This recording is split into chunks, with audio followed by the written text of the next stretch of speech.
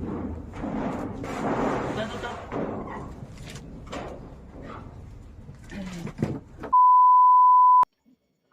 day mga mare! For today's vlog nga ay bibili muna ako ng gagamitin ko para sa ating gagawing manong fishball sauce. Bago ang lahat mga mare, ako nga pala ang nag-iisang kumarin yung si Bianca. Suportahan niyo ako sa mga magiging vlog ko ha! Ngayon nga'y papunta na nga ako ng palengke mga mare, pero hindi ko na ipapakita ang pamamalengke ko dahil puro lang naman siksikan ng tao doon. Ganun? Kahit mainit ngayon dito sa aming probinsya, grabe naman ang lakas ng hangin ngayon. Kaya dry na dry ngayon ang balat at labi ko.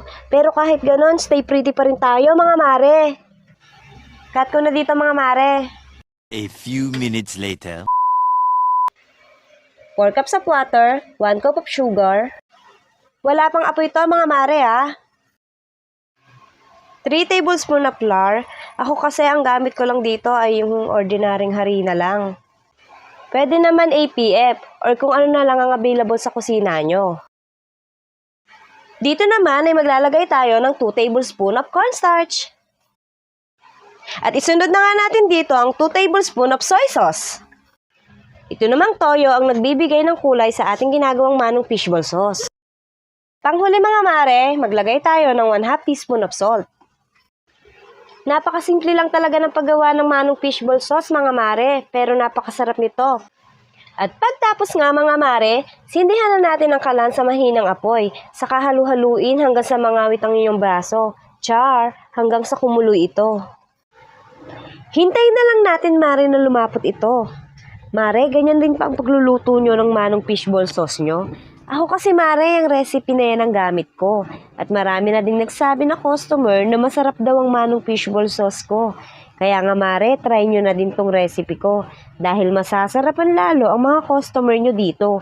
Bukod sa masarap mare, matipid pa ang recipe na to.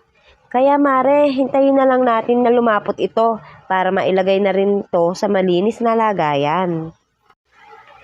At yun nga, kumukulo na. Pwede na natin ito patayin at isalin na natin ito sa malinis na lagayan. Suwak na masasarapan ng mga customer natin nito, mare. Bukod sa malinis na, ay napakasarap pa. Kaya ano pang hinihintay nyo mga mare? Tara, kain na. Tikman natin ang manong fishball sauce na recipe ko. Tikman din natin mare ang fishball ko. Hindi yan yung fishball na matinik na lagi nyo natitikman sa kalye. Ay, napakasarap talaga. Salamat po sa panonood.